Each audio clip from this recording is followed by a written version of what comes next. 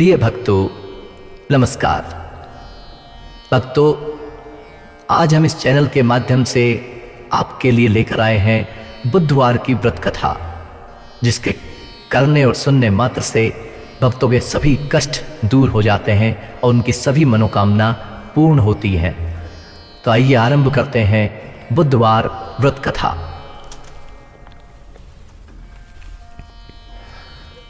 एक समय नैमिषारण्य वन में शौनक आदि मुनि एकत्र हुए और पुराणों के ज्ञाता व्यास जी के प्रधान शिष्य श्री सूत जी से पूछने लगे, हे मुनिवर, आपने हमें अनेकों पुनीत कथाएं सुनाई हैं जो दैविक और भौतिक पापों का नाश करने वाली हैं।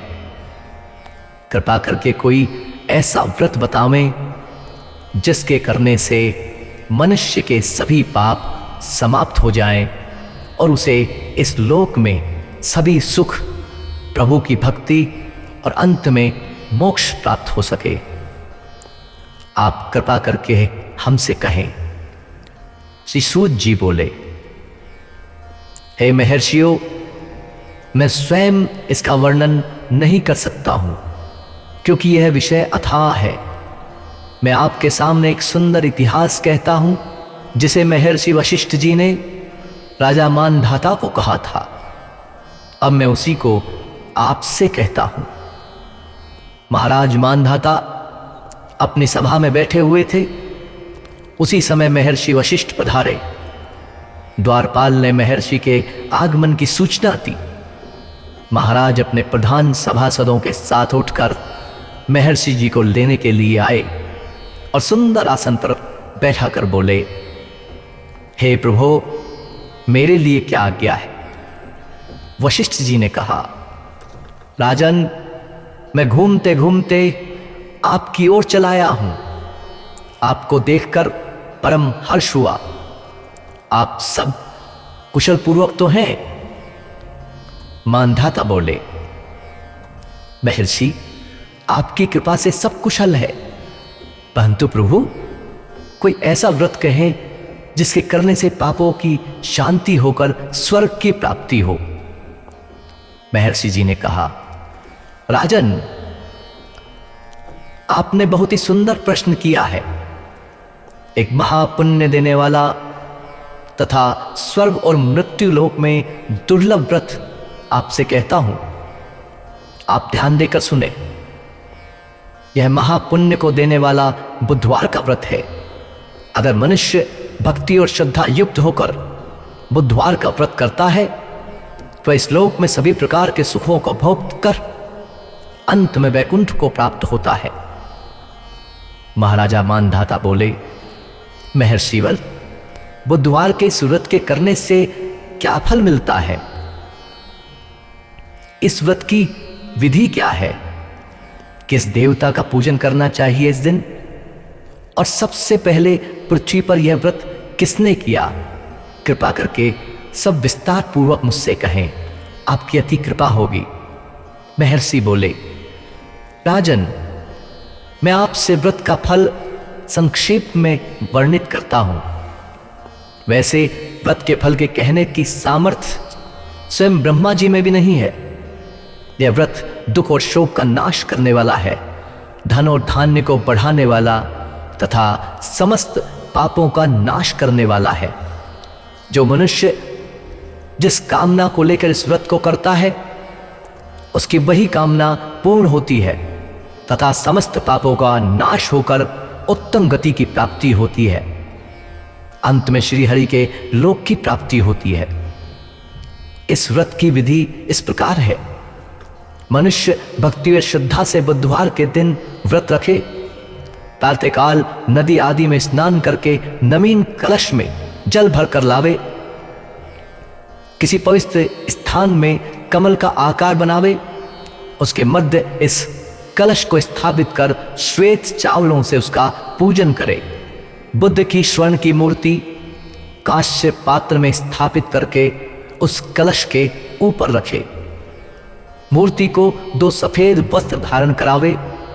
गंध पुष्पादि से पूजन करे, यज्ञोपवीत चढ़ावे, अशोक की छाल की बत्ती बनाकर दीप जलावे, गुड़ दही भात खीर का भोग लगावे और इन्हीं पदार्थों से ब्राह्मणों को भोजन करावे। तत्पश्चात प्रदक्षिणा करके बुद्ध देवता की प्रार्थना करे। इस प्रकार 7 बुधवार व्रत करने से बुद्ध जनित संपूर्ण दोष दूर होकर सुख और शांति मिलती है और समृद्धि मिलती है, समृद्धि बढ़ती है। 27 बुधवार व्रत करने से पूर्व जन्मों में किए हुए पापों का नाश होकर स्वर्ग की प्राप्ति होती है। इसके बाद महर्षि वशिष्ठ जी ने कहा, हे राजन, सबसे पहले पृथ्वी पर जिसने बुधवार का व्रत किया था उसकी कथा सुनाता हूं, तो ध्यान से सुनो। पूर्व काल में मिथिलापुरी में एक राजा राज्य करता था। उसका नाम निमि था। उसके शत्रुओं ने परस्पर मिलकर मिथिलापुरी पर चढ़ाई कर दी। बहुत ही भयंकर युद्ध हुआ। इस संग्राम में महाराज निमि मारे गए तथा उनके राज्य को शत्रुओं ने अपने अधीन कर लिया। महाराज निमि की रानी का नाम उर्मिला था।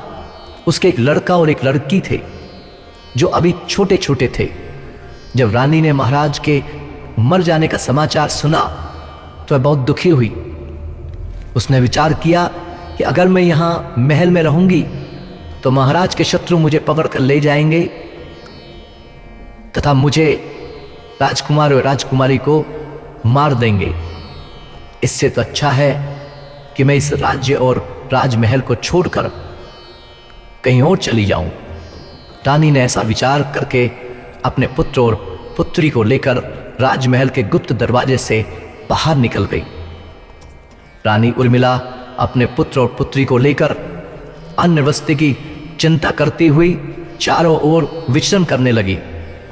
भगवान की कृपा से उसे जो कुछ फल फूल आदि मिल जाता था उसी को ग्रहण कर लेती तथा अपने पुत्र और पुत्री का पालन पोषण करती। जंगल में जहां कहीं भी स्थान मिल जाता रात्रि को वो वहीं पर शयन करती और फिर प्रातः काल उठकर चल देती।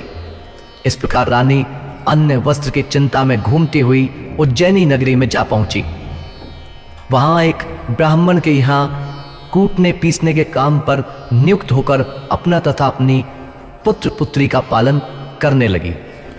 कुछ वर्षों बाद रानी का देहांत हो गया। ब्राह्मण ने इस बालक के शरीर के चिन्ह तथा हस्तरेखा देखकर अनुमान लगा लिया था कि वह राजपुत्र है और एक न एक दिन अवश्य राजा बनेगा, परंतु अभी उसका भाग्य इसका साथ नहीं दे रहा है। ब्राह्मण ने राजकुमार को बुधवार का व्रत बतलाया। राजकुमार श्रद्धा और भक्ति पूर्वक बुधवार का व्रत करने लगा। व्रत के प्रभाव से बुद्धदेव प्रसन्न हो गए और उसके पुराने राज्य मिथिला नगरी की प्रजा ने विद्रोह कर दिया। राजा को मार डाला गया और पुराने मंत्री को पुनः मंत्री नियुक्त कर दिया। मंत्री ने आज्ञा दी जहां भी महारानी एवं राजकुमार हो उनकी तलाश की जावे और उनको राज सिंहासन पर बैठाया जावे। मंत्री जी ने अनेकों दूतों को राजपुत्र और राजकन्या की तलाश में भेजा। दूत विचरण करते करते उज्जैनी नगरी में पहुंचे।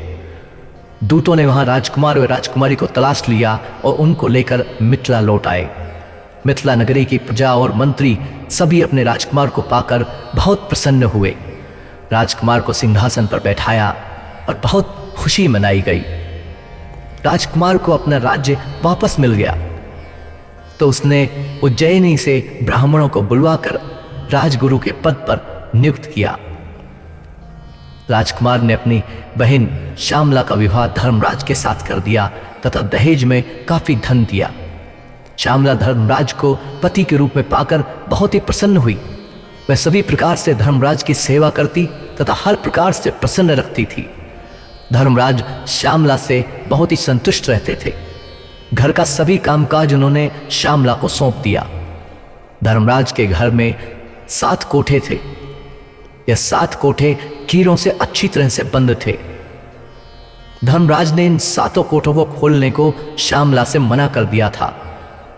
श्यामला अपने घर के सभी कार्य भली प्रकार से करती, परंतु उन कोठों को न खोलती। इस प्रकार से श्यामला का काफी समय व्यतीत हो गया।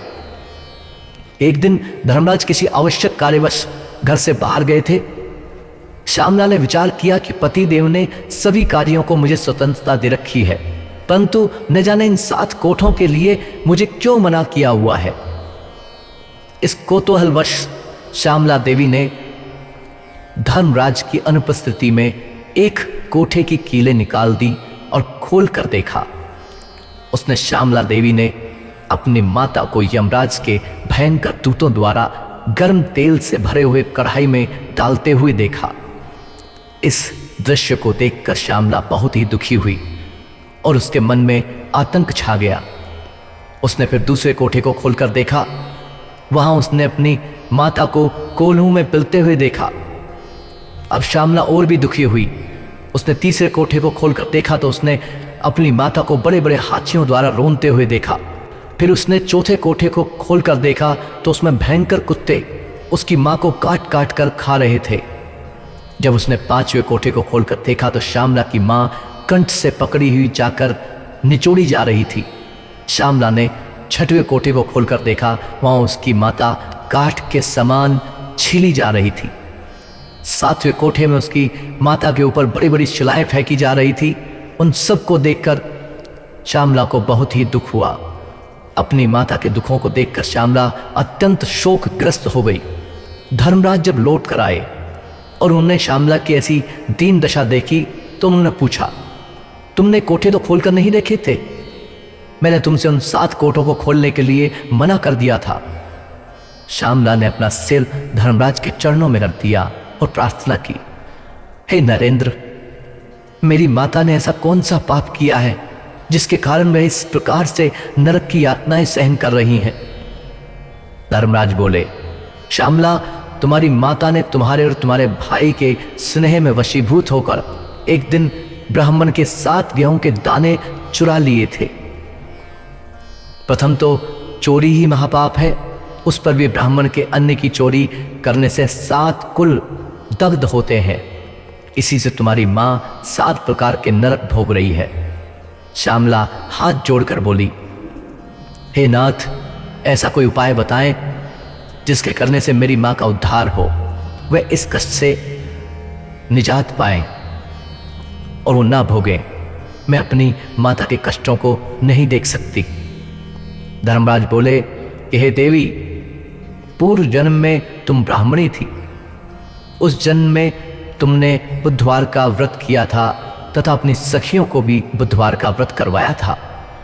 इस जन्म में भी तुम बुधवार का व्रत कर रही हो। इस व्रत के प्रभाव से ही समस्त सुख आपको प्राप्त है। अब आप सत्य प्रतिज्ञा करके इस जन्म के बुधवार के व्रत के पुण्यों को मेरे सम्मुख अपनी माता को दे दो।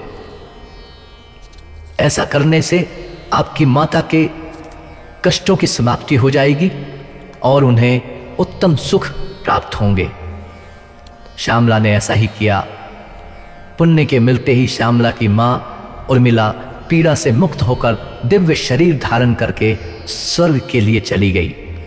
भगवान विष्णु के दूत सुंदर विमान लेकर उसे लेने के लिए आए। इस दृश्य को देखकर श्यामला ने बहुत ही आनंद मनाया और आगे भी बुधवार का व्रत करती रही। इस कथा को सुनकर महाराजा मानधाता ने बहुत ही सुख माना तथा वशिष्ठ जी की बहुत प्रकार से सेवा की तथा बुधवार का व्रत कर इस लोक में अनेकों प्रकार के सुख भोग कर अंत में दुर्लभ मोक्ष की प्राप्ति की। बोले विष्णु भगवान की जय। भक्तों, इस प्रकार यहाँ पर बुधवार की यह व्रत कथा समाप्त होती है। नमस्कार।